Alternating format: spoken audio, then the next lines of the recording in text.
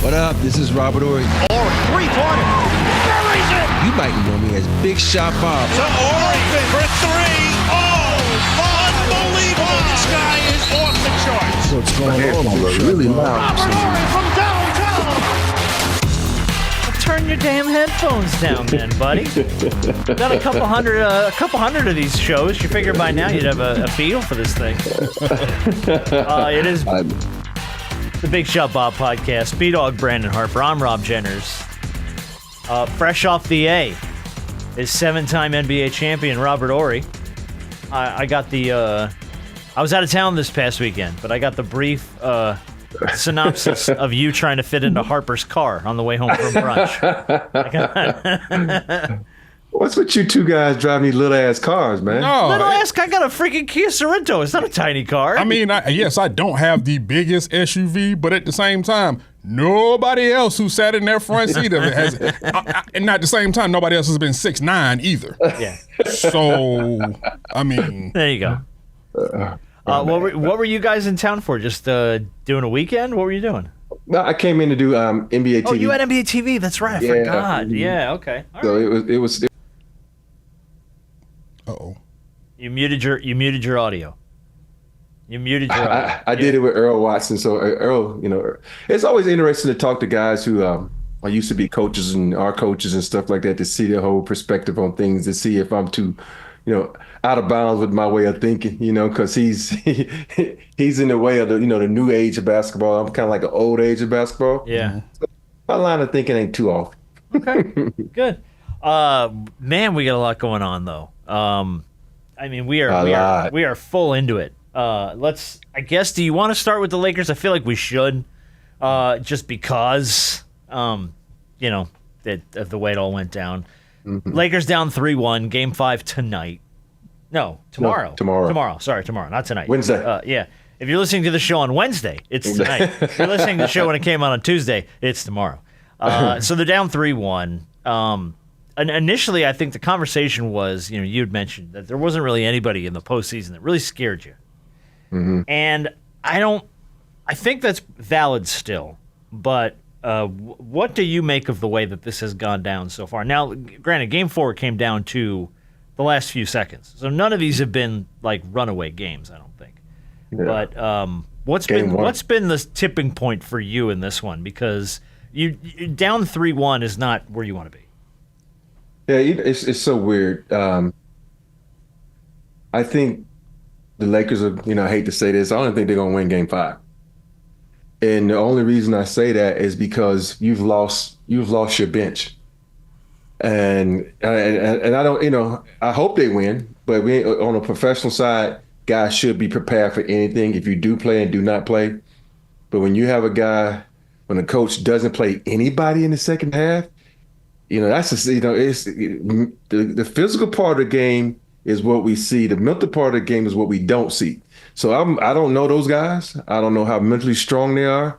I know when I was like that, I didn't play when I played him. I got a DNP my first playoff game. The next game I played even better to show the coach he fucked up. So hopefully those guys will come out and look like that. But I look at it like this. The Lakers had this, they were up 10. They had a point in the game where I'm like, yo, call the fucking timeout. Because it came down where every guy on the court stood at the three-point line just watching one guy go one-on-one. And that was bad basketball. Bad shot, turnover, three. Game got cut to 4 just that fast in 2 possessions. And LeBron taking 2 shots in the fourth quarter. Why? Because you wore him down. And you can't tell me Vando can't come in for a second and guard Ant-Man for like 3 minutes. Who gives a shit about the defensive end? I mean, the offensive. You're not stopping nobody on the defensive end. Put Vando in. Oh, you can't tell me Gabe Vincent can't come in and give AR or Luca a blow where you can let someone else bring the ball up. He goes spot up in the corner. Stop doing all this damn switching on Rudy Gobert or leave fucking Jackson Hayes in the game and bring him in for 2 to 3 minutes. And so I just thought it was just a bad coaching job. I know the players played great, but I don't give a damn who you are. Michael Jordan, Kobe Bryant, Shaquille O'Neal, you got to get a fucking blow. Now, this is Game 7 of the NBA championship. You know, everybody said, well, this was like a game 7. No, dude, is it a must win? Every game in the playoffs is a must win. But you got to think about, you got to give you guys a blow. You got to give you guys some breaks. I was just really disappointed on how that game was coached. Yeah, to your point, before I let Harp go, Luca played 46 minutes. Smith played 41. Rui played 41. LeBron played 46. Like, it was. You would have thought Tibbs was coaching this team. I mean, it was the whole starting 5 all the way through the second half. But that just goes into not being able to trust your depth or realizing that you don't have the depth that you think you do, especially when it comes to the playoffs. I always have looked at this Lakers team. Anytime LeBron goes to the bench or Luca or somehow both go to the bench, which is very rare. Usually you have at least one of them out there. But to not be able to get, like you said, the adequate amount of a breather for those guys, that speaks to the lack of depth. That speaks to the lack of ability. That speaks to the lack of aggressiveness that you have from some of the guys coming from your bench. Now, some of these guys ain't seen the floor a whole lot, and I understand that. But this is the playoffs, and you got to do what you got to do to give these guys a little bit of a breather and not – you're going to lose a little bit of momentum because obviously whatever LeBron and Luca sets up, 2 of the best players in the world. So obviously you're going to lose a little bit when either one of them or both of them go sit on the bench. But, hey, man, your depth is going to be tested in the playoffs. And when you got a team like Minnesota who has guys who can come off the bench and who have guys, you know, these wings who are very talented and can really play and can really shoot the ball. Some of these guys are shooting above how they ever shot. Like, McDaniels is shooting out of this world right now.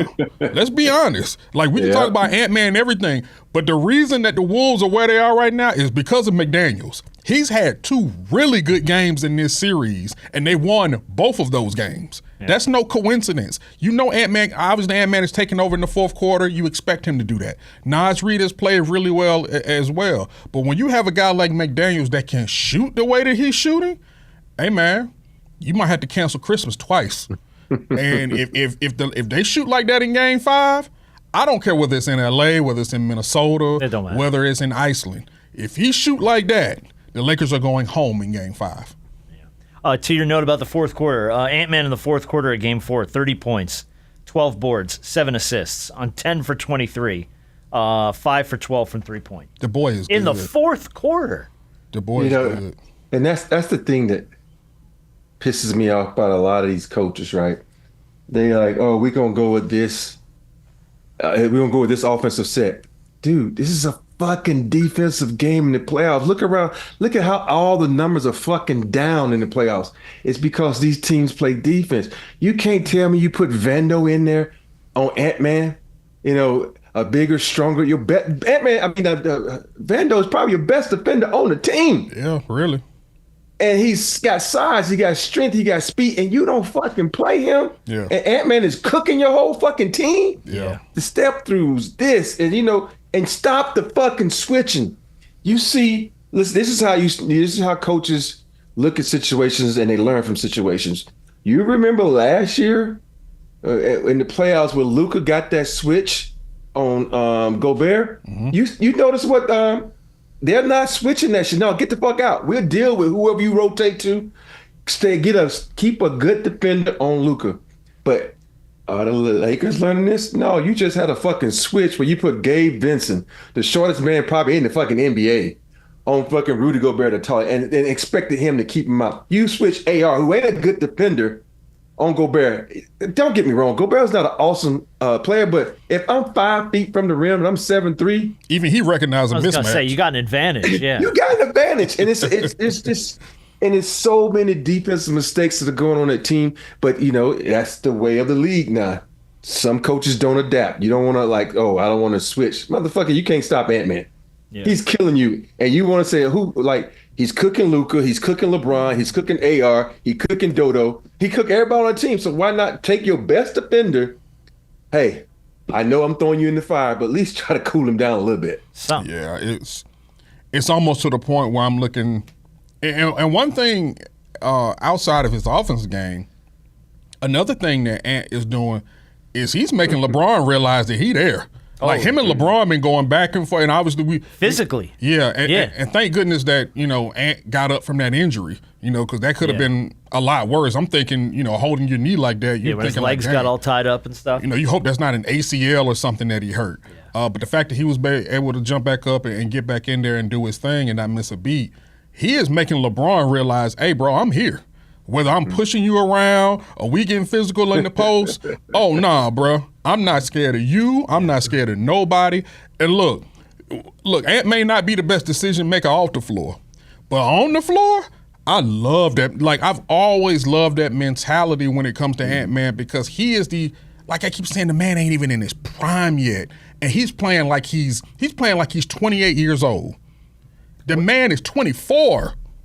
Let me give you this while you're talking about it. So this was Ant after the game talking about his physical play against LeBron James. Yeah, it's gonna be physical, man. I wouldn't say I was trying to make a point, but just let them know that we here. You ain't just gonna push us around all night. I mean, because I'm not gonna lie, he's strong. It's hard to keep him from, like, he posted me up. He got all the way to the rim. I was glad he missed the layup, but he a lot stronger than me. But just let him know that we're gonna be here all night, and I'm gonna be a pest to him. Whenever I get on him, I'm gonna try to get up under his skin. I'm gonna try. Because we played together at USA. He was like a big brother to me. He looked out for me, helped me out a lot with reading the game, IQ, and everything. So just trying to be a pest to him out there. I love that answer from him. Yeah, I really do. I love it, but I don't love it. Why? You never give your game plan away. That's what they even like. Well, that's not a game plan. Oh yeah, I'm gonna be up in your shit. But that's not a game plan. But he just told him, I'm trying to pester you. Like, if you telling me that now, I'm like, you trying to do this on purpose. I'm not paying any attention now. You know what I mean? So all right, yeah, I get your point. But I feel like, but for him, because he could have just coming off a win, you can say whatever the hell you want at the podium, and he had at least took the opportunity to go, hey, look, man, he was like a big bro to me. I respect him. He plays a great game. My job is to remind him. Like Harper said, my job is to remind him, I'm here. Yeah. And I ain't going nowhere.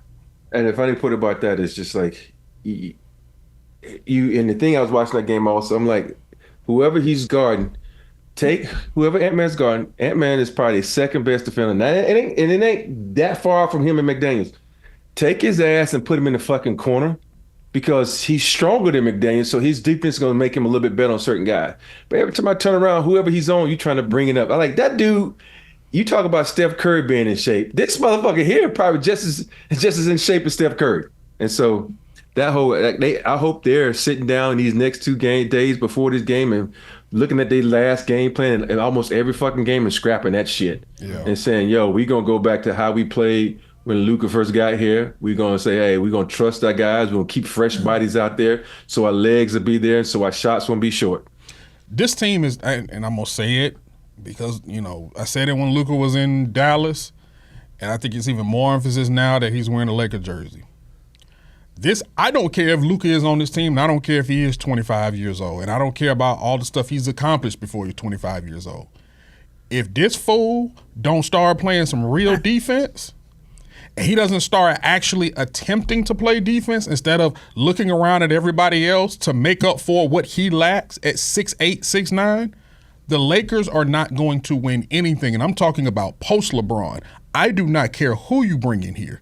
If Luka Doncic is supposed to be your future and he is supposed to be your franchise player, if you are going to wear that purple and gold, get your ass out there and start playing some defense.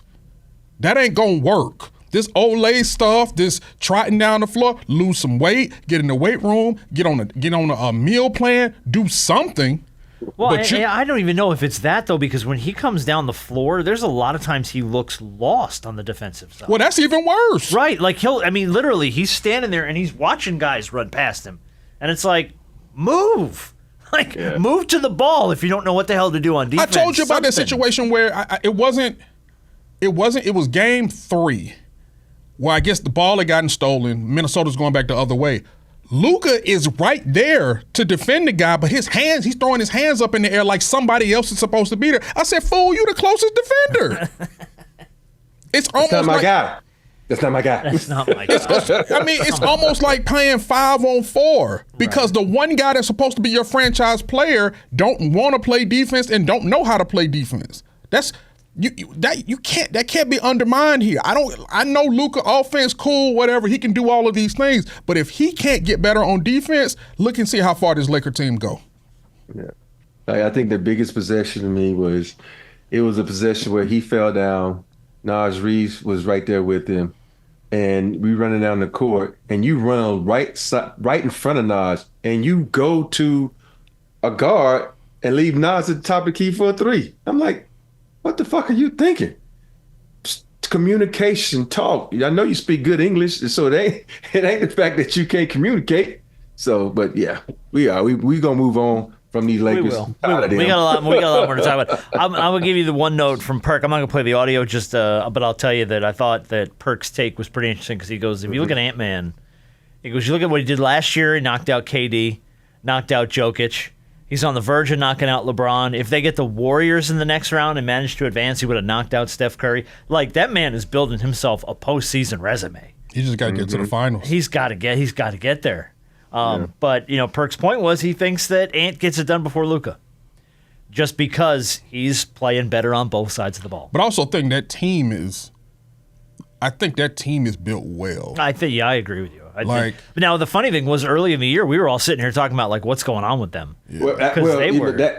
That's because Julius Randle was hurt. Yeah, but they were. We haven't even talked about him. And even that, you're right. We haven't brought Julius Randle's name up. But even then, they were in misstep. They were slow. They weren't communicating well. And now it's like this is exactly what you didn't want to see if you're anybody except Minnesota is them firing on all cylinders when it matters most. Hey, it's not about the regular season. It's about when you get hot as a team.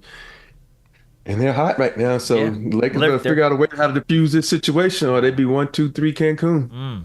They're going to send their ass. 1-2-3 banana boat. Galveston. They're going to Galveston. And it's not, and you can't. Most teams look at it from the standpoint, hey, Game 5 is at home, but I'm like, Ant-Man love to walk into other people's building and humiliate them. He loves doing that. So they did it in Game 1. You don't think they can do it in Game 5? You know what I'm saying? It's a closeout game for them. You don't think they may want a little bit of rest until these other series start to close out? And then let me say this. Darvin Ham's first year as a coach, what did he do? He took him to the Western Conference Finals. That he did. He sure did. With the worst record. Yeah. So I'm just saying. All right, well, So you always want to put these brothers on the hot seat. Put fucking JJ on the hot seat for the shit he's doing if he don't get out of this fucking first round. Well, but he's showing. I think a lot of this too shows you a little bit of an experience on JJ's part. You can figure it out in the regular season, but when it comes to the playoffs, you better have a goddamn plan. And a lot of times he doesn't look like he got one. I hate when people say you had 82 games prepared for this shit. Right. It's not like you had 30 games in college. You had 82. So, and then you got two head coaches. Yeah. One that was. I think Beaufort was coach of the year at one point, right? Who was that? It don't matter. The two head coaches you got over there. Yeah. Are you relying on those two for advice? Or are you saying, fuck you guys, I'm the next Pat Riley? Yeah. Yeah. And the only reason I think he wouldn't be on the hot seat, him and LeBron are close. Yeah. Well, and it's year one. Well, but even with the other reasons why he ain't gonna be on the hot seat. Well, yeah, I know. But I think one of them is it looks real interesting now from him going to be a podcast buddy to your head coach. Now you done cut him after the first year. Yeah. So, ain't gonna happen. Hey, so my thing is, then do you boot Steve Nash? Does JJ go back to being does he go back to being your podcast buddy after that? So what's up? It's gonna be a 3-person show. Is what it's gonna be. JJ, pull up a chair. I think they gonna give him this year because they gonna look at this year as the overachieving year. As you know, JJ did well. I think next season's gonna be the year. It's make or break, man. I mean, you had some missteps down the road. You had to figure some stuff out. I'll give him a first year pass. Now, some of the shit that we're talking about is inexcusable to an extent. The way he's not rotating guys out, not using his bench, that's inexcusable. But for a year one guy, okay, if you get knocked out round one as the 3 seed, you had way more potential to advance. So that stings and that sucks, but it is his first year. Next year, show me. Like, you better figure it out quick, and you better show me all the things you misstepped in year one, because beyond year two, I don't think the NBA's, and I don't care who you're close with, I don't think the NBA got much tolerance for guys that are going to screw it up 2 years in a row. Well, I know they did that, but this would be a lot of miles on LeBron's body. Will he be the same LeBron next year? That's true. Who knows? And what does that? And what is this team going to look like? And what moves are going to be made in the offseason? And did you piss off guys from this first after this? Guys now are temperamental. Well, So, and I who think, knows? too, I still hold the belief that next year LeBron's going to announce that he's doing his farewell tour. And he's going to get the All-Star game in L.A., and he's going to have a little bit of a home crowd, and he gets a nice big send-off, and they're going to let JJ ride this thing out. And if LeBron rocks off into the sunset at the end of next year and JJ has underachieved, you go with him. And both of y'all pack your bags and head to Galveston because, it ain't happening. Well, look, the winner of this series, looking like it's going to be Minnesota, is going to get the winner of the Warriors-Rockets. You didn't think they were going to win a game. Rockets did pull one out, but they did lose last night, lost game 4. So they're Golden State's up 3-1, and it just looks like it. To me, I just continue to shake my head at what Steph Curry's able to do in the postseason. I mean, that man is just even when he's off, he's still great. And it's wild to me. It's wild to me because then it's like I think we've kind of come to take it for granted because we've seen LeBron do it so late in his career. But man, what Steph Curry's able to do postseason time is just bananas to me. I think, when you're that fucking good, you always a threat.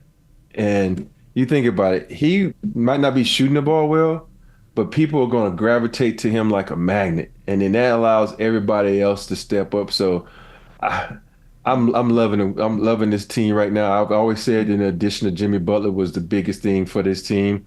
And even though he didn't play in the game and Steph showed you, well, sometimes we don't need Jimmy Butler. Yeah. But last night they needed Jimmy Butler. Yeah, they sure did. My favorite part of last night was him and Dylan Brooks getting into it. That was the funniest shit ever because he's looking at Dylan Brooks. He goes, "You're weak. You are pathetic and weak, and you suck." And he's telling him at the line, and Dylan's laughing at him. And then the ref turns and goes, "You talking about me?" And Jimmy's like, "No, I was talking to Dylan." Oh, good. I mean, I'm gonna be honest with you. I love it. And then he has a post game. They were like, "Look like you and Dylan were having fun out there." And Jimmy's like, "No, man, that ain't fun. Yeah. Get me on record. I don't like Dylan Brooks." Who does? He said it in the post game. He's like, "Get me on record. I don't like him." So no, that was the furthest thing from fun. This is gonna sound like breaking news when it really isn't. But I'm tired of Draymond. I'm tired of Draymond. Draymond, I understand the catalyst that you are for your team, but bro, it's like you do so much that you can end up. You've hurt your team once before one season with your antics and not being there and being suspended. Bro, calm down. Relax. At this point, I don't ever think he will because he is what he is. I was gonna say you're telling him to not be who he is. Some people are just wired a little different. I think that's just how he's wired. That's how he plays. Yeah, man. But this stuff is the most accidental, on purpose stuff in the world. I get it. It's like, bro, make it look like an accident, but yeah, catch someone in the face. It's been annoying, but the more and more I watch it, I'm like, dog. You're gonna be the reason why your team may not advance because you get too many of these situations. They're gonna suspend you again. It ain't like you got the best reputation when it comes to this. Relax.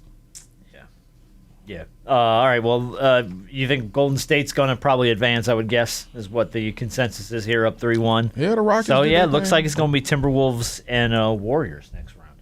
So that should be an interesting matchup. Other side of the West, before we get over to the East. The Thunder and the Grizzlies wasn't even a series. The Thunder sweep the Grizzlies out. We can bypass. I don't think there's really anything to discuss here aside from the fact that after Memphis laughed it up, getting blown out by 50 in Game 1, there was no coming back from that. Back to that Draymond thing. I hate to say this, and I don't want this. He should be suspended for a game after what he did in that series. If you really analyze what he did, it's like as a player, man. People who are judging this, and I like the way Draymond, and then he want to talk to him. I'm like, dude, you fucking did that shit on purpose. Most guys know you can hurt someone. You hold your leg up. He came down on the back of his neck with that shit. Now and it was purposeful. I've done that shit before. When I used to play against Auburn. It's shit I would do, but that shit was purposeful. He did that shit on purpose, man. It's just like, and there's nowhere for that, man. This is a playoff. You can hurt somebody. That dude. You mad because the dude ripped you, and then all of a sudden you tackle him, number one, You should have been thrown out of the game for that. And then you grab his jersey number 2 when he was literally trying to, help you up. Right. It was like so many things that went on. And and sometimes I get so mad at the refs, so mad at the NBA that they haven't controlled him and the shit that he does. Because it's bad for the game. I'm not just talking about him. It's bad for the game and that shit you do, because now kids that are watching think that shit's okay.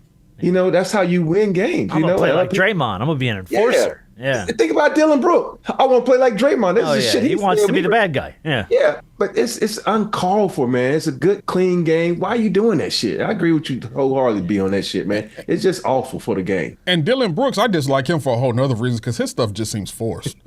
Like, he be doing stuff that just, I'm like, He's the guy that gives himself a nickname. You know what I mean? Yeah. Like what? Come on, man. Like, I've seen him play, he's come to State Farm, and he wants to be a villain so bad. You'll see him just standing there looking at other people across the court. I'm like, bro, who can I pick a fight with to get just go, bro? Impressions. Go with your team in the layup line. Go warm up. You trying to present this villain like you trying to intimidate. He ain't intimidating nobody. Hey, that's the funniest part. Like, ain't nobody in the league scared of you, dude. You think about guys you used to be scared of. You think about Oakley. Oakley didn't say shit, but you was scared of the motherfucker. He didn't have to talk. Anthony Mason, Anthony Mason, same thing. Gary Payton. He like what's the dude on the Gary Indiana's loved to bench? talk. He don't even play, and everybody's scared of his ass. This guy on Indiana's bench. Oh, I know who you're talking about. Isaiah Stewart? No, he got all the tattoos and stuff. Yeah. Immediately, my brain went Isaiah Stewart. Everybody, he's always starting shit. I know exactly what you're talking about. I forget his name though. I can forget his name, but hey, that motherfucker. That's so funny. If something happens, he walk in, everybody like, "No, we done, we good." He's different. We out. Like even with Meta, nobody. It's like, come on, man, stop it. He got but see, Meta always had. Well, when you talk about crayons missing from the box, it wasn't but one crayon in that box. And he took it out and jammed it in the fan's nose. Yeah. You know what I mean? Like he That's got no mentally tolerance. deranged. Like that, you gotta let him go, let him be. let him pass by. Wild finish to the Clippers Nuggets game. Oh, that was crazy. That was crazy. I've never seen. I didn't think there was any shot in hell they were going to hold that up.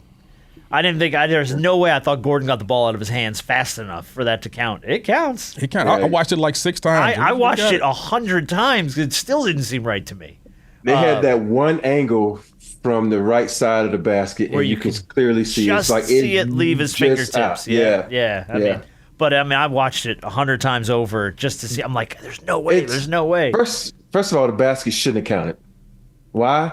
Because fucking Joker took 5 steps to take the fucking shot. Yeah, he ran out of bounds. It wasn't even like it was a step back. He was like, I'm like, what the hell? Yeah. I'm like, it's shit. It just, Well, so that's something to discuss. We're going to talk about when we get to the Knicks and the Pistons in a second. I think there are times where if it's now they took the time and they reviewed that, but if it's a game impacting end of the game type of a play, it requires re-examination. We got to look at it. Somebody with fresh eyes should put eyes on it and go, did we catch everything here? Because it's going to alter the end of the game. Now that one they had to look at extensively because it was just so close. But that locks that series up now 2-2. I think Game 5 is tonight in Denver. Man, I just have a feeling this is going to come down to a Game 7 in this one. Yeah. This just feels like one of those series that's going to go 7. Yeah, it's a good series. You're seeing a like Kawhi, who's like, damn, this dude ain't played all year and look like he ain't missing a beat. You got James Harden playing well. You got Norman. They got so many guys playing well. This is probably to me the best series. As far as hands down. Yeah, because it's just good, hard, clean basketball. Other than that little skirmish they had, which was the little dust that was nothing, but it's just they handed out like basketball. 6 techs in the middle of that thing. By the way, 6 guys got teed up on that. I like the Knicks Pistons series too. Has been good. Yeah. I mean, it's been to the last possession. Yeah. All right. So we mentioned we're talking about re-examining plays at the end of games. That for me, you have to look at that play, the Josh Hart play again, because it decided the end of the game. Mm-hmm. Like, did he make contact? Did he hit him going out of bounds? You have to look at that, and the problem is it wasn't called. Yeah. So it's not like it's a reviewable play where you can go, oh, okay. But it was not called. But I feel like there needs to be somebody somewhere and I think Ernie made this point too in the postgame, that somebody needs to go, hey, we need to go back and look at that again, because they came out after the game and they're like, okay, that probably should have been a foul on Josh Hart. Yeah. And I'm like, well, that doesn't do you shit good when the game's over and everybody's home and in their sweatpants. Like, that doesn't do you any good. Somebody needs to look at that in the moment. So you think about this. In that moment, they could have said, wait, everybody back to their benches. Because it was like it was the end of the game. Mm-hmm. And you can, like you said, there's certain plays at the end of the game they can review, right? Mm-hmm. So they could have reviewed that if they deemed so, because it's almost like that play with LeBron. They called it out of bounds, but I know it was a challenge in that sense, and they reviewed it and saw that LeBron came because of his arm. But this was like, hey, the refs have the option to do this. It should be an official's challenge. Yeah. It affected the end of the game. It affected the outcome of the game. They should have looked at it. New Jersey should have been hitting the light. You know how when you score in hockey, the light goes, it should have been hitting it, but letting the refs like, yo, you fucked up. Yeah. Because this has been a good series, that coming out party of the the Knicks, but the Detroit Pistons, and they looking good, they playing hard. It's one of those things that you hate for a team who's who come from the bottom to where they are to get screwed like that. Yeah, and I would much rather see this series go back to New York tied at 2. Yes. Than to go back to New York up 3-1 Knicks, because then now you're in a closeout. Yeah. And I mean, look, it's good for the Knicks. Like, the Knicks have played well, but that's something you got to look at, man. And before the game, they should give him 3 free throws and wins. Oh, you got 3 free throws. Now you take them now. Yeah, go ahead, take them now and get you up 3. And if you miss, you got to make 2 to win. You only make 1, you lose. See, we're back to the free throws at the end of the game discussion. There's merit. But that's merit. Different, though. No, that's there's different. merit. I told you I didn't hate the idea. You hated it. I didn't mind it, and that's why. All right, well, the winner of that series, if it ends up being the Knicks, will play the winners of the Celtics and Magic. Props to the Magic for scrapping out a win in this series, because I think we were all pretty much in consensus that Boston was going to roll here. I want to mention this from Paolo Banchero. He joins an elite list of players to score 25-plus points in consecutive playoff games before turning 23 years old. He's done it in 7 consecutive playoff games. The only other people on that list, Kobe did it 7 times. Kareem Abdul-Jabbar did it 7 times, and LeBron did it 6.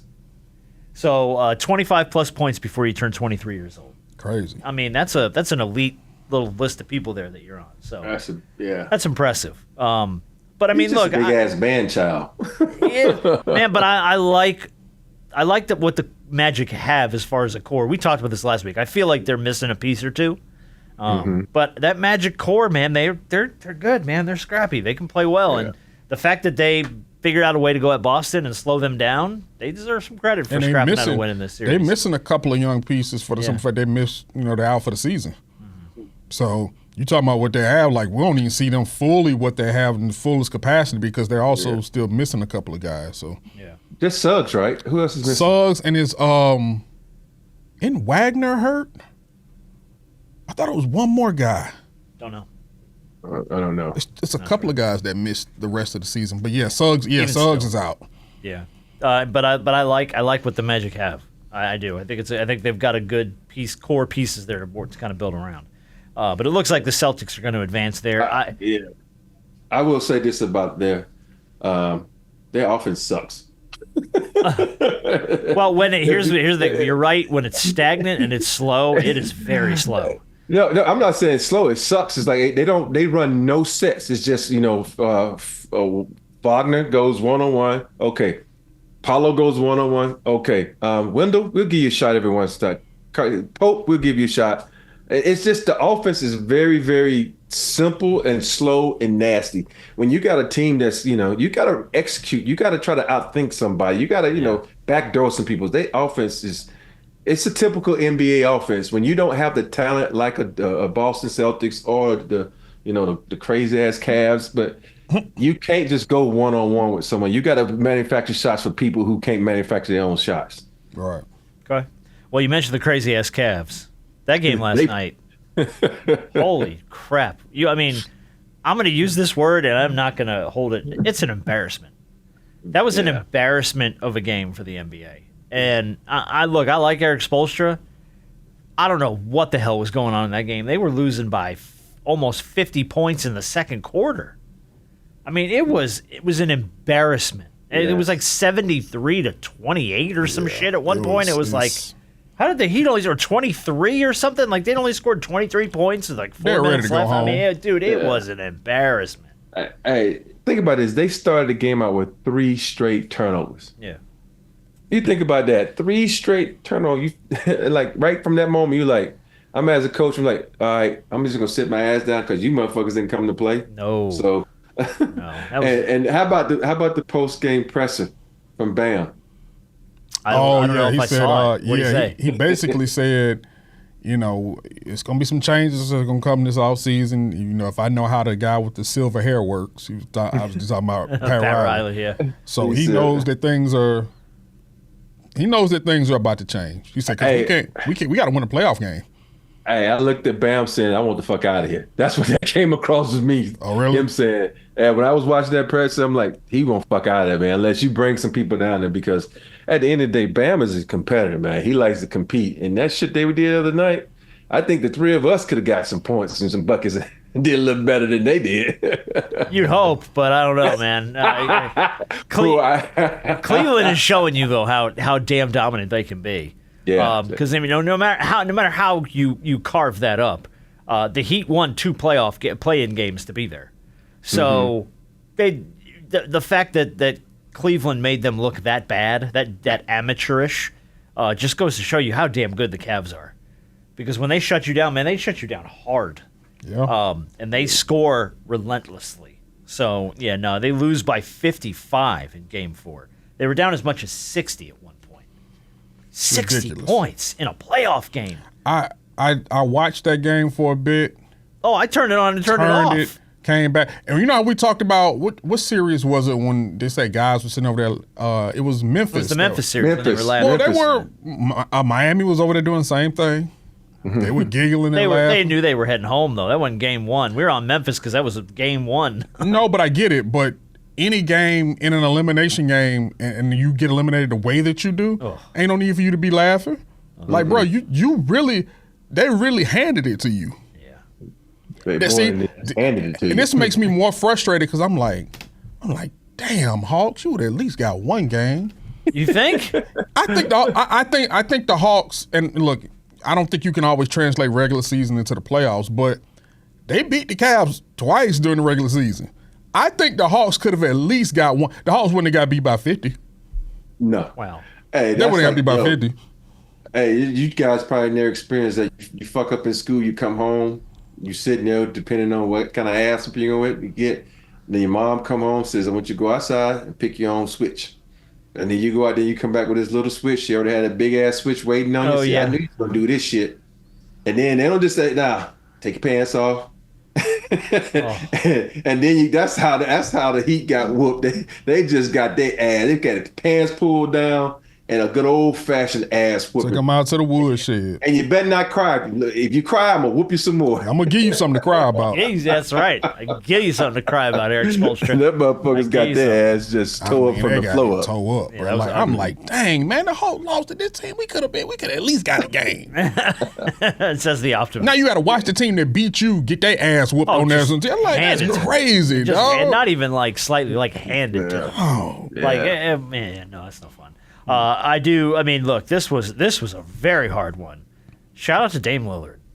Oh yeah. man, dude, torn Achilles. Happened on the same day, exactly 1 year apart against the same team. April 27th, 2024, strained his Achilles during a playoff game against the Pacers.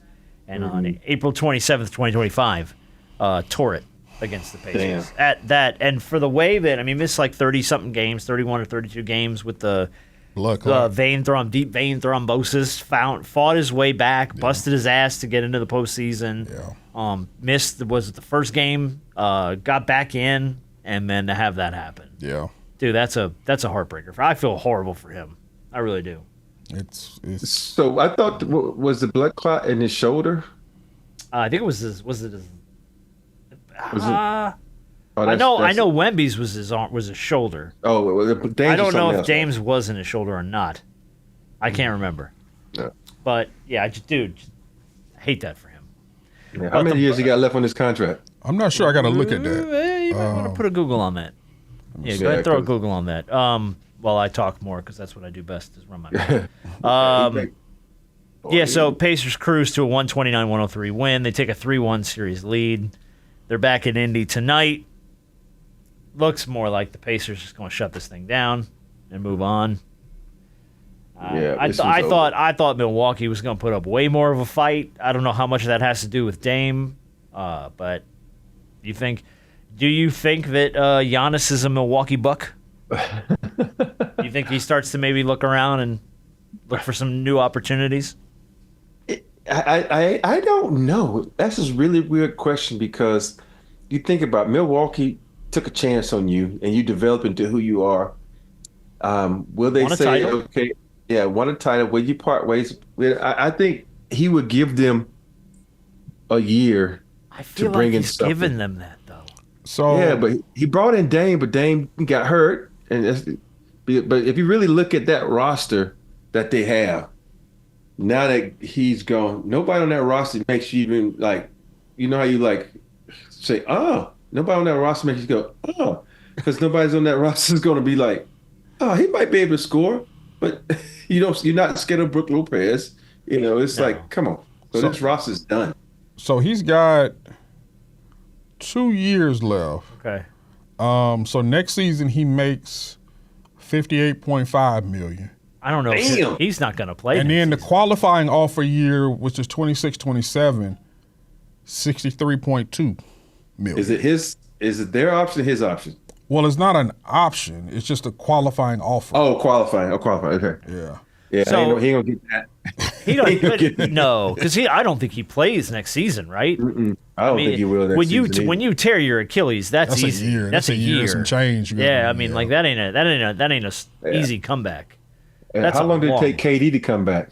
Oh, See, then he didn't play the came next back season. quick. and a half. Oh, he did come back quick, didn't he? Yeah. Was it more than I thought it was more than a season. Yeah. So just I don't know, man. It looks like Indiana's going to close this thing out. So you get Indiana, and if they do advance, it looks like Indiana, Cleveland, and then the Knicks and the Celtics. If that ends up coming together that way, that's going to be a fist fight of a series. Boston versus New York. Oof. Two Yeah, teams KD that missed the whole season. he didn't. Okay, I thought he missed the whole Yeah. season. Yeah, he missed the whole entire 2019-22 season. Yeah. Yeah, so there you go. Yeah, so anyway, Boston, New York, fist fight. Give it to me. I'm ready for it. Hopefully it's a good series. We'll see. Yeah, I'm hoping so also. All right, let's move on from the playoffs. We got a lot more stuff to get to here. We got a game coming up. Rapid Fire is back. I'll put you guys to the test. I will tease a couple things that we're going to be adding to our bonus show on Friday. If you don't ever download the shoot-around on Fridays, Bill Belichick in Friday's shoot-around. And the question of the week we will address in the shoot-around. Could 100 men beat a gorilla? We will talk about it in the shoot-around because I have information that I think is worth sharing in this conversation. All right. Christian asked me that question last night, too. We talked about that. We'll talk about it in the shoot-around on Friday. I do have a big shot of the week to do in a second. I did want to mention the NFL draft because I had to mention the NFL draft. And all the nonsense around Shedeur Sanders.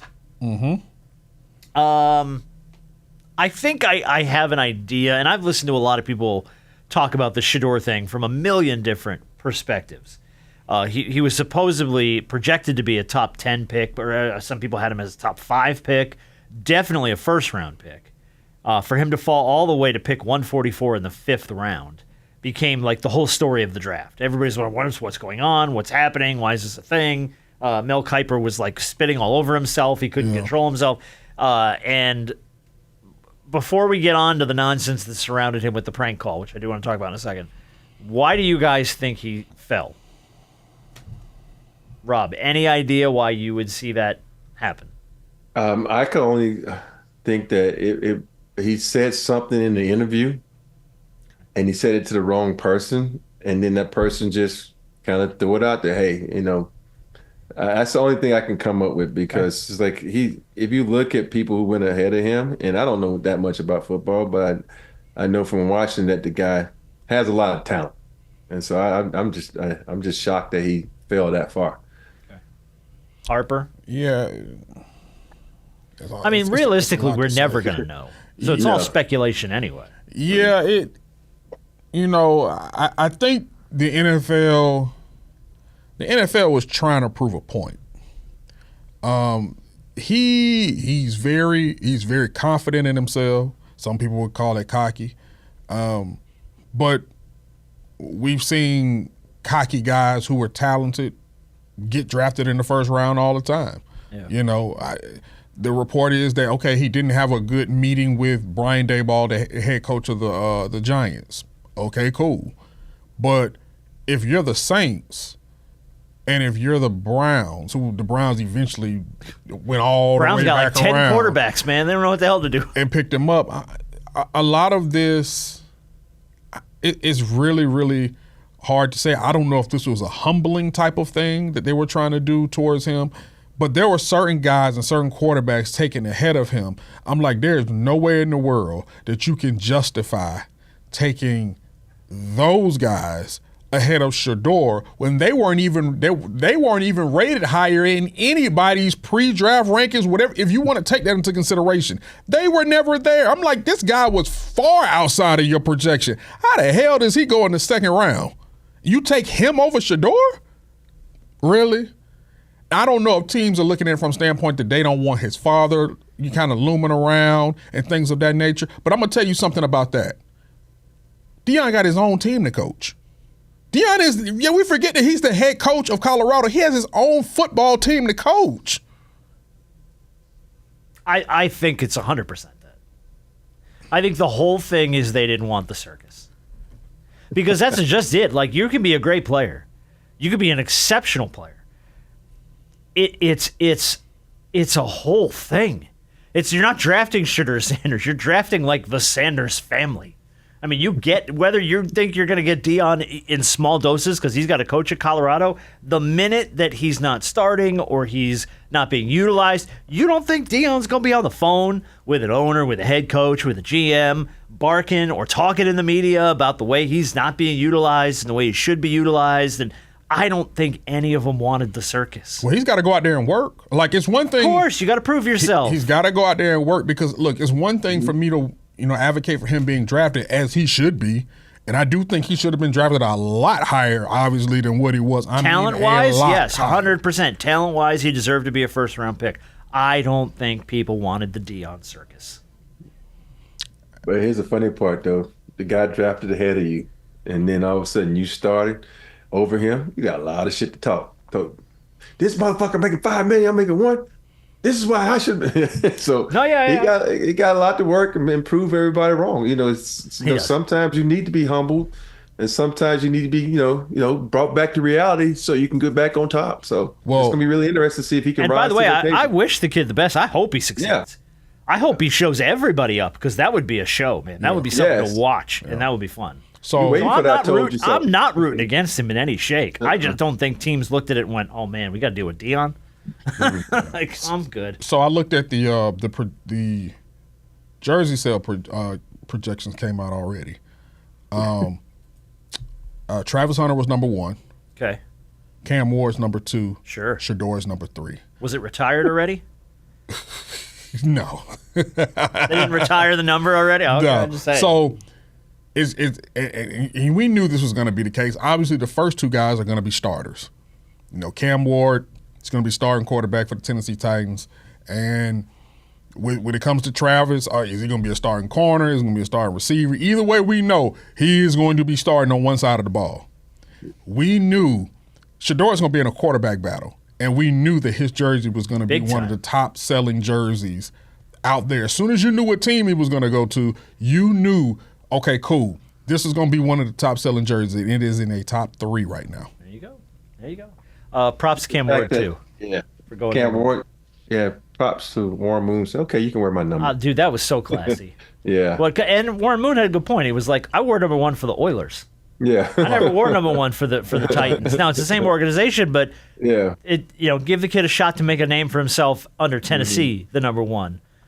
Class move by Warren Moon, man. And I like Cam Ward a lot. I think Cam Ward's a good kid, and I think he's going to be a success in the NFL. I hope he's a success in the NFL because he's a good dude. I did want to mention quickly before we get to the big shot of the week and player game, the prank call around Shedeur.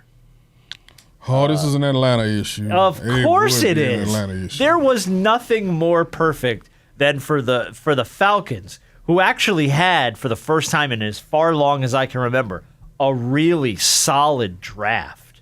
like they get Jalen Walker, they get Pierce, they get all these guys. They get that great safety from Notre Dame, whose name escapes me. Watts. Like a really good draft for the Falcons, and we're like, man, did they actually get through a draft without fucking something up horribly? No. The defensive coordinator's kid got a hold of Shedeur's number and gives him this call. Hey, is this Shedeur? Hey, this is Mickey Loomis here, the GM of the New Orleans Saints. How you doing? This is Mickey Loomis here, GM of the Saints. How you doing? Good, how are you, man? Good, been waiting on you.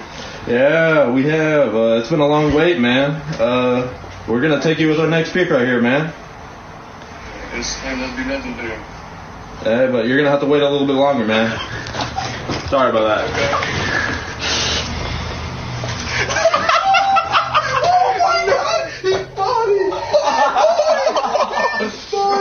It's crazy. Not the guy on the phone, but in the room was Jax Ulbrich, the 21-year-old son of Falcons defensive coordinator Jeff Ulbrich. Got into his iPad, found Shedeur's number, and that number, by the way, was specific to the draft. Yes. It wasn't his regular cell phone. These guys get their own numbers that are specific to the GMs and the coaching. So it became very apparent quickly that, like, okay, somebody had to get this number from a GM or a coach somewhere to be able to make this call. Sure enough, they track it back to Jax Ulbrich, the Falcons, the son of the Falcons defensive coordinator. He is damn lucky that this didn't either cost his dad his job or cost Atlanta a draft pick. Because if I'm his dad, I don't care how old you are. You remember that switch you talked about not too long ago? Guess what, Bucko? Yeah, we forget that. You're getting your ass whooped. Put your hands up, because we fight. Yeah. You want to be grown? Because he's 21 years old. You want to be grown? Okay, come on. I'm going to treat you like a grown man. You want to make a grown man move and you want to tamper on NFL business? You want to tamper with my business? Yeah, put your hands up, bro. That's a man move. So I'm going to have to beat your ass like a man. Oh, yeah. Are y'all watching Mobland, the show? No. It's like a scene in Mobland where one of the sons do something stupid like that to cause a fucking war. I'm like, that's all it is. You did something stupid trying to impress your buddies, and you not understanding the severity of the situation. Like, Bro, it's funny. And you filmed the shit. Oh, and put it out online. That's even the best part. It was all about clout. You didn't think you weren't going to be found out? You're in the video, idiot. Like, bro, Unbelievable. Like, you don't understand how the things that you do, especially when your father is in that type of role, like how that it doesn't come back on you, it comes back on him. It comes back on the organization. You never know that if the league wanted the Falcons to take some form of action, that action could have been either suspending your father, finding the team, or your father. I'm not saying that it's warranted that he loses his job. No, because but he could have very easily. We've seen people lose their job for less. Yeah. A lot less. And you're tampering with NFL, you're tampering with NFL stuff. Dude, what are you doing? Yeah, You messing with somebody, bro. Come on now. I always tell my boys that when they play in sport, I don't give a shit about the name on the front of the jersey. All I care is about how you represent the name on the back of that fucking jersey. You know, those jersey names in the front gonna change, but that name on the back is never gonna change. So represent that fucking name like you're supposed to. Yeah. Because it's gonna come back on not you, not your mom, but me and the whole kit caboodle. Everybody named Ori is gonna affect. So Yeah. represent it right and respect yourself, more importantly, and respect the fan. And dude, Jeff Ulbrich's busted his ass to get to where he is. And now for the rest of his coaching career, he's got to carry around the fact that his kid got into an iPad. Don't get now. You're gonna hear all kind of jokes all throughout the season. Don't leave Keep your iPad. Don't leave your iPad out. Don't leave the iPad out. Falcons gonna get a hold of it. Now you can't even. It's crazy now. What hurts even more if you're his son, that your father can't even trust you. Oh no. Your father can't even trust. Like, bruh, that's the thing that's probably, forget what everybody else thinks. Your own father can't even, because obviously when he leaves out and that iPad is unlocked, not one time did he ever sit there and think that my son would get into this and get a number. But now it's like, I don't know what I can leave around. Well, it depends whose number's in Yeah? there. Just saying. Baron Andrews' numbers in the iPad. I'm just saying. I mean, okay, fine. But when it's an NFL issue number and you messing with another possible draftee and trying to play a prank. Did you ever do prank calls when you were a kid? Yeah, I did. I did it in college. Look at you shaking your head. No, bullshit. You So- didn't make a prank call? Oh, I'm going to tell you the one that I did make. So this is when we were in college. Oh, I feel a story coming on. Oh, I'm Well, excited. just a little bit. So I was an RA when I was in college for 3 years. And what we would do is we had the call listing for the other RA booth buildings. This is the number for building 1, 2, 3, and so forth and so on. So what I would do I would call like building 6. I was in building 2. And I would pretend like I was an old lady calling to see their granddaughter, because it was a girl's dorm we would call. What's up? Can you do it in the old lady voice while you tell this story? Oh, yeah. Oh. Hello? Hey, grandbaby, how you doing? Oh, I'm just here. It's my daughter, Clarice, over there. I think she over there in building 6. Well, can you check? I'm just an old lady, and I just wanted to check in on my granddaughter. She was having a hard time adjusting. Well, thank you, baby. Who are you? What's your name? You sound so sweet. Oh, that's so pretty. What's your classification? Oh, you a sophomore? Oh, that's so nice. Well, please, baby, if you could check on my granddaughter, and just make sure she's okay. I think I got the right building. Oh, I don't have the right building. Okay, baby. Well, it was good talking to you. You sound so sweet. Yeah, I hope everything works out, baby. All right. Talk to you later. Bye-bye. What's up, motherfuckers? So you would just prank call the other RAs and just run them in circles for I no remember reason? one went on for like 25 minutes. Oh, she my never God. caught on. She never looked at the ID, the caller ID to realize, y'all, this is coming from the RA booth in another building. She literally went through the log of all the kids, all the students who lived So in you're the just building. running her in circles for no good reason. Good for you. We had nothing else to do. That's a pretty strong old lady voice, though, too, by the way. That's not bad, man. That's not bad. Get him a wig and sign him up. Look, my name is not. Look, I am not Medea. I do not want to be signed up to be playing no woman in Put no his show. ass in a I'm Tyler not Perry doing movie. it. Nope. Hey, I guarantee you, if they said 10 million, your ass is doing it. 10 million what?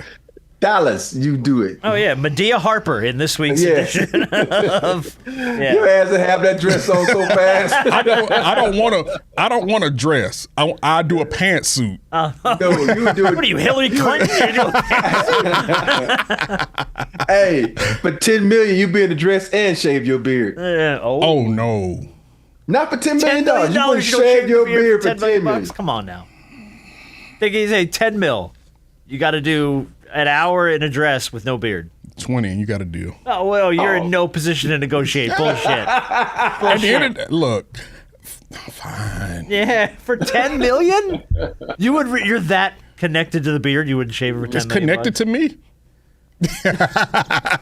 physically, emotionally. I get it. Yeah. No, 5 years I later, do. that I could bitch do. be back. I probably would for 10 million. Yeah. When's the last time you didn't have the beard?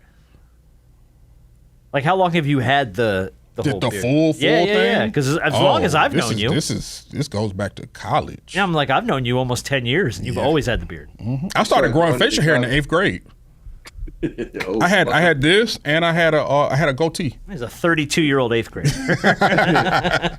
My shit didn't connect till I was 25. It had a big gap right here. Oh, me too. That was always my problem with the goatees. I could never grow the connectors. And then once I got the connectors, I was like... By 25, I was trying to get this to slow down. The 32-year-old 8th grader. I like that a lot. All right, let's do a quick big shot of the week, then we'll play rapid fire. Big shot of the week can go to a bunch of people in Jacksonville, Florida. A bunch of unnamed Good Samaritans. Here's why. Witnesses saw a man outside of the Jacksonville DMV last week attempting to drive away in an SUV while a woman was desperately trying to remove her 2 young children, 2 years old and 6 months old, from the back seat. So this dude's trying to take her car with her 2 little kids in it, and immediately a whole swarm of people at the DMV just swarmed this vehicle. Investigators say the man was a 26-year-old, was driving off against the woman's will, dragging her and one of her children through the parking lot. They all jump in. They managed to pull the woman and the children free to safety. The man took off in the car, but of course, because there was a bunch of people, they got the plates. They knew how to track him. And all these people communicated to 911, and they caught this guy real fast. So just big shout of the week to everybody for not standing by and watching some shit go down. Right. And actually doing something to help another human being. So Yeah, especially in a moving vehicle, because you're trying to jump in a moving vehicle, you worry about your safety, but they put their safety to the side. So yeah, big shout to all you people out I like there that a in lot. Florida. I like that a lot. All right, we are going to play a game of rapid fire. You know how this works. I give you 60 seconds. You just do as many questions as you can in 60. Okay. This game didn't work out too well for me last time. Last couple times. Robert Horry's on a redemption tour, man. He needs it. All right, Rob, do you want to go first or you want to defer? I think when I go first, it puts a little bit more pressure on Harp. So I'm going first. All right, Rob's going first. Let's load his clock up with 60 seconds. This is as many as you can get. Give me a lot of time. Here we go. Do not insert into ear canal is the warning we've all ignored for what century-old brand of cotton swabs? Q-tips. Correct. The state capital of Nebraska is named for what U.S. president? Oh, I know this Pass. Lincoln. one. Lincoln, yeah. Grownish is a spin-off of what sitcom? Blackish. Correct. What 4-letter word can either mean pal or chopped fish meat to attract sharks? Oh, shit, chump. Correct. You're a knucklehead if you don't know the word knucklehead starts with what letter? Okay. Correct. Yes or no, which of those is the name of a band in the Rock and Roll Hall of Fame? No. Yes. If you want to, meaning you're wrong. If you want to be a corn star, you should move to what Midwestern state that consistently leads the nation in corn production? Nebraska. Iowa. What? Oh, man. I didn't count. I don't know how many got right. Let's see. We got Q-tip. We missed Lincoln. We got Blackish. We got Chum. We got K. We missed Yes. And we missed Iowa. So I got 4. You got 4. All right, Harp. I always think of Cornhuskers. I was thinking. Yeah, I know. Oh, yeah, that's Nebraska's true. Cornhusker. That was You're a right. trick You're question. right. You're right. You're right. All right, Harper. Here we go. What B word is a link that you store in your internet browser? It's also known as a favorite. What B word? B word is a link that you store in your browser, also known as a favorite. I can't remember that. I don't know. It's a bookmark. Oh. If an octopus wore a shoe on each of their 8 limbs, how many total pairs of shoes would she need?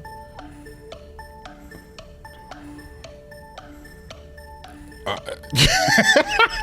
60? 4. Oh, that's 4 right. pairs of shoes. 4. Jesus. It founded in 1984. Oh, yeah, 2, 4, 6, 8. Yeah, that's Founded right. in 1984, what clothing company sounds like it will be eternally the minimum legal drinking age? I'm bad at this game. Forever 21. Yeah, Rob got it. I don't shop there. What animal is the largest living member of the deer family? A moose? Correct.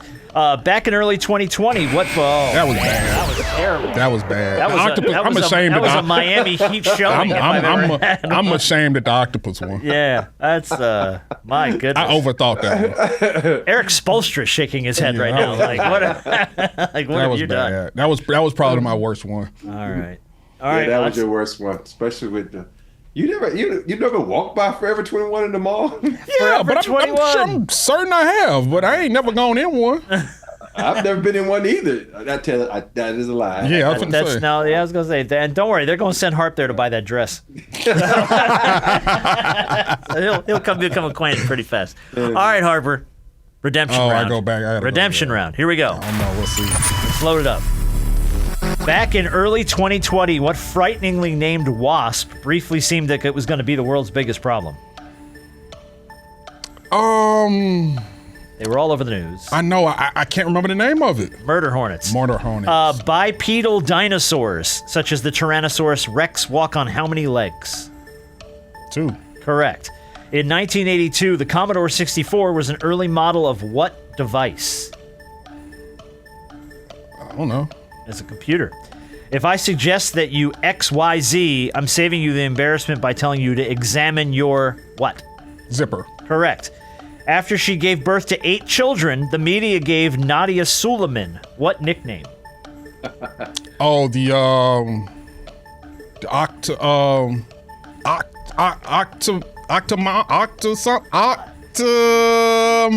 Yes, you got it. Took you a minute.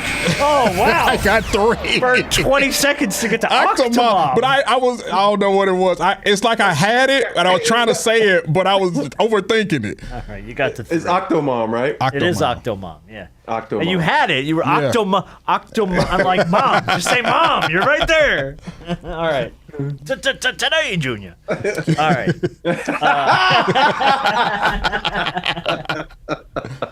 All right, Rob, you got to beat 3. 60 seconds. Here we go.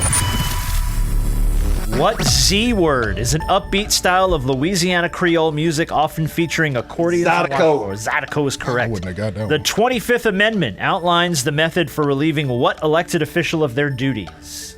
President. Correct. The remains of the ancient temple, the Western Wall, is a religious landmark in what city? Shanghai. Jerusalem. Traditionally, a bride would wear something old, something new, something borrowed, and something what? Blue. Correct. For around $300, Snooki from the Jersey Shore will leave you a personalized birthday video on what online service? Cameo. Correct. When translated from Spanish, what popular beer brand means crown? Corona. Correct. When eating utensils, what eating utensils are called hashi in Japan? Chopsticks. He got 6. Yeah, you ran that one. That was good. Yeah, chopsticks. Hey, Hashi. that's not a fair question, the Cameo question, because I'm on Cameo. Are you on Cameo? How much does it How much cost does it for cost you? for Rob to do something? $50 for Cameo. You got to have higher self-esteem, because I think. Oh man, I'll tell you what. $50 for 30 seconds. 50 I bucks. usually do about a minute 30 on mine, so I do my Cameo. So yeah, I had done them in a while because like sometimes I get too busy and I'm like, I don't want to do a Cameo. Okay. So right now, let me look at my Cameos. How many requests I got in my Cameos What do you right got? now? You have no open orders at this moment, so I Okay. have none. You don't have any Go. pending requests, but how often do you do them? Like, do you get a fair amount? Yeah, I get a fair amount. Yeah. Okay. Like around the I'm not even gonna lie. I up my price around the playoffs because people always want to use. Well, stuff yeah, I guess that makes sense. Yeah. It was like Christmas time. You're like Uber. You just upcharge, you surcharge people. Yeah. Yeah. Okay, that's not bad though. $50 for 30 seconds. I usually do like a minute 30. I've paid $50 for 30 seconds of other things. But, Oh, man.